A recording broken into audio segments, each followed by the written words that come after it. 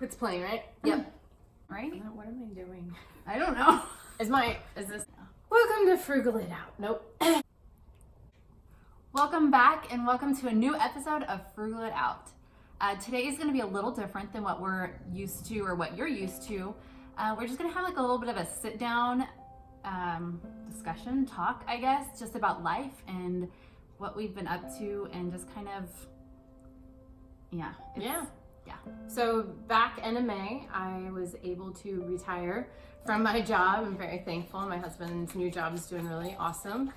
And so we thought, okay, let's make it through the summer, get our kids off to school, and then we're just gonna hit the ground running with Frugal It Out and do all our projects that we've been waiting to do and just catching up on videos and all that. And then life happened. So Yeah. A month ago, my brother was in a horrific car accident with his whole family. And so my life kind of stopped at that point. My sister-in-law actually perforated 2 parts in her bowel. So she had to have some major surgery. My nephew broke his back. He broke 5 ribs and his femur like popped out of his leg. So he had some surgery and was in the hospital for days on end. how old's that nephew? He is 12. Chase. Hi, Chase. So Chase, he had it rough and he's still to this day in a back brace in a wheelchair. I think he just has a few more weeks left. But then I have another nephew, Tristan, and he ended up having a concussion and bruised both of his hips really bad. And How old's Tristan? Tristan is 13. Yeah. And then my niece, who is 5, Kendall, she knocked her front tooth out, but luckily it was a baby tooth, so that was okay. It's just going to be a while before it comes back in. And busted up her foot and ended up having stitches. And my brother didn't make it. He died instantly. They said on the autopsy, it was a blunt blow to the chest, which got to his heart and just killed him instantly on impact in the car wreck. Yeah.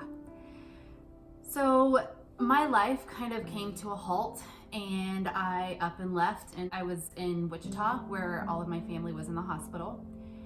And I was there for 2 weeks, I want to say, just with them and helping with my niece and nephew that weren't actually hospitalized, but my sister-in-law was, and my youngest nephew was hospitalized. So we were just there and helping, and so my life kind of was on a hold for a while. So my brother and his family were traveling to come stay the weekend with my parents. My sister-in-law, my niece, and my mom were all just supposed to have a whole weekend of back to school shopping, just kind of a girls' weekend and have fun. My nephews and my brother and my dad, they were all supposed to have this big fishing trip that they had planned. So they were traveling to my parents. They were going north on the highway, and another car was coming south. Well, the car was stopped, waiting for my brother to pass to turn. It was a 2-lane highway. Yeah, 2-lane highway.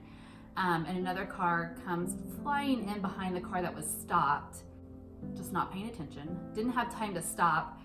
And I guess out of knee-jerk reaction, he didn't have time to think, didn't swerve into the shoulder, but swerved into my brother's lane and hit them head on in a head-on collision. 2 F-150s going. The speed limit was what, 75? Yeah, they were at least going 75. And I mean, looking at the vehicles of both of them, I really don't know how anybody survived. But yeah, it was tragic. My parents, they kind of, they were expecting my brother and everybody to be at the house at like 10:20, I think. And they weren't there, so my mom text my sister-in-law, she didn't answer. Text my brother, he didn't answer. So she called both of them, nobody answered. She called my nephews, still no answer. And then, so my mom had that mother instinct, I guess, and just knew something was wrong. So she went outside. My dad was actually in the boat stringing all the fishing poles and things like that, because that's what they were supposed to do that night, or that weekend.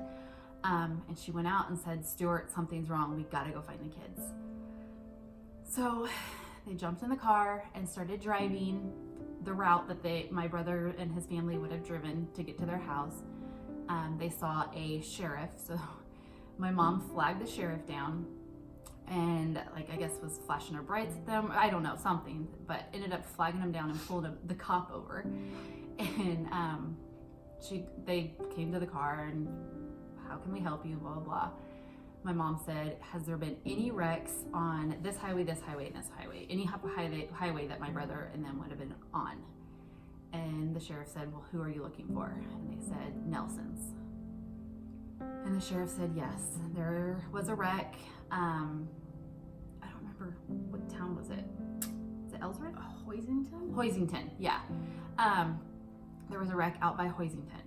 So he didn't know anything else other than that there was a wreck. So they started driving that way. My mom was on the phone calling hospitals, calling other dispatchers, whatever, and finally she got a hold of a hospital, and they were able to tell her that Trisha, Tristan, and Kendall were all at the hospital in Hoisington, and they had life flighted Chase to Wichita. And so she was like, well, where's Justin? And nobody could tell her where Justin was because he was actually never checked into a hospital. So finally she was calling other people, finally got a hold of the sheriff that was on the scene of the car wreck, and started talking to him and said, well, where is my son Justin? And he was like, I'm sorry, ma'am, I can't tell you anything. You're gonna have to talk to your sister or your daughter-in-law. And she said, okay, that's fine, I will, but you need to tell me where my son is. And by this time, they were already almost to Hoisington. And he said, just kept trying to refuse to say like what happened. And finally my mom just snapped, and she's like, you need to tell me exactly where my son is. Is he dead or alive? And the sheriff actually started crying. And he said, I'm so sorry, ma'am, I'm not allowed to tell you this, but he didn't make it.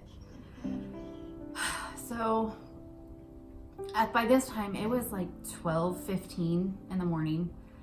I got the phone call about 12:20, 12:30, and I answered the phone, and I knew something was wrong, obviously. Like, why would my mom call me at 12:30 in the morning? But when I heard her voice, I knew it was really, really bad. I won't get her tone out of my head ever. It was bad. You could tell that she was in shock. She was scared. All of the emotions. And she just kept saying my name over and over again. She kept saying, Carissa, Carissa. And I said, what? Mom, I'm here. What's wrong? And finally, a little later, she told me, she's like, your brother's been in a car wreck and he didn't make it. And the feelings, the emotions that were happening at that moment were just unreal. I've never in my life had those kind of emotions. I dropped to the ground. I couldn't even stand up. My legs weren't holding me. I was crying, but it was almost an out of body experience. Like, I knew what was happening. I could feel, but it was not like I was actually there. And things got real fuzzy. I think I texted Amy, and it was 12:30. I wasn't expecting her to respond, but I just said, my brother's gone and I don't know what to do. And seconds later, she called me. And oddly enough, I was awake, and I'm never awake that early. And so usually I just put my phone on silent, so I wouldn't have known anything till the morning. But I was up, and there was a reason why I was up. And yeah, so I said, I didn't know what to do. So I said, well, I'm coming over, and I'm going to start driving. And if you don't want me to come over, just text me and I'll go back home. But what do you do in that situation? And honestly, that was probably the best thing I could have had in that moment. I was a basket case, and I ended up waking up my youngest son. So my husband was tending to him and trying to get him back to sleep.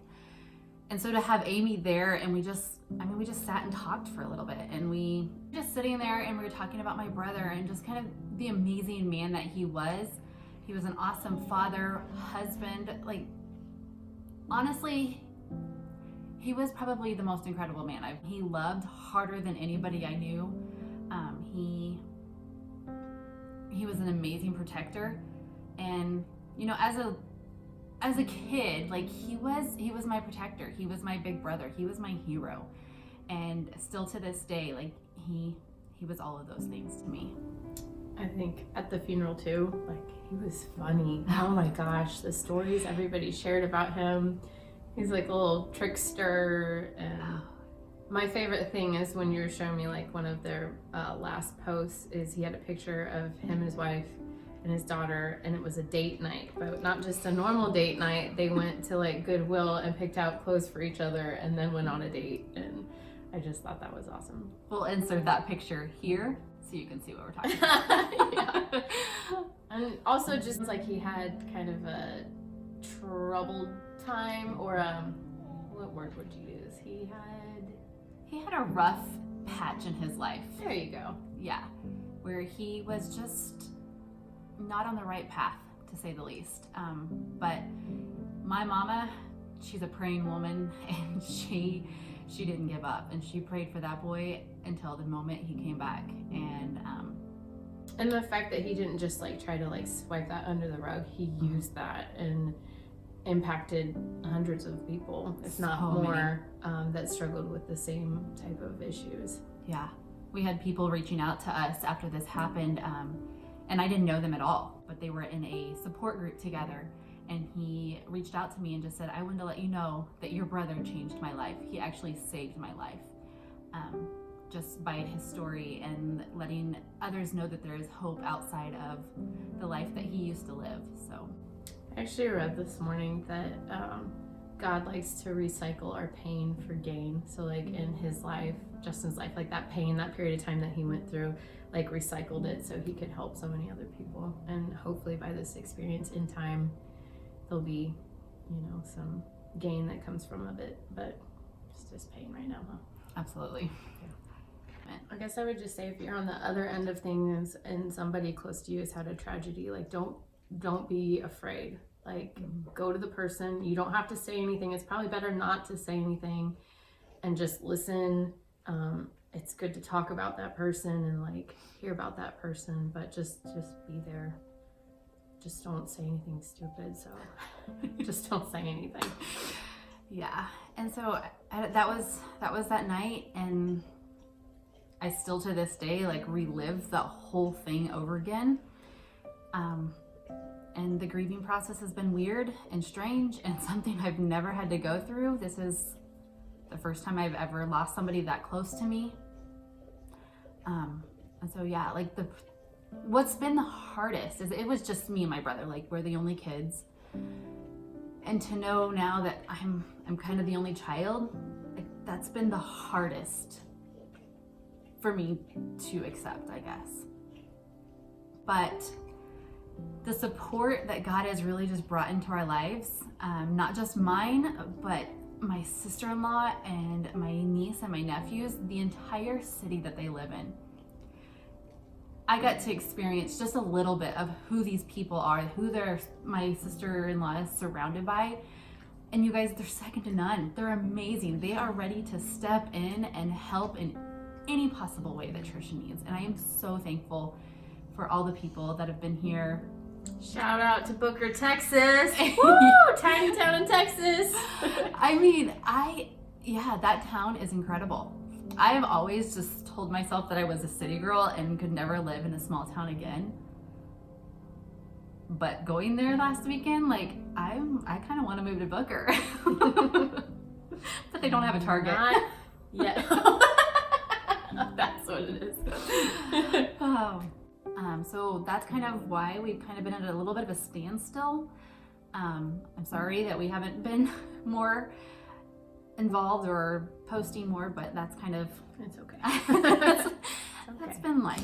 So but yeah, so you can kind of join us on this journey, and I know you're posting some stuff on your family page, right? So if you have experienced something like this and you just kind of want to walk through it with somebody else, Chris is your girl on Fernandez. It's just Carissa Fernandez. Gang. Yeah. On YouTube. And we can link that below too. So, but thank you guys so much for tuning in. We appreciate you watching, and if you would hit that subscribe button below if you want to continue to follow our journey, and I promise we will have some new videos up of just some DIY things. So thanks again, and we'll see you guys next time.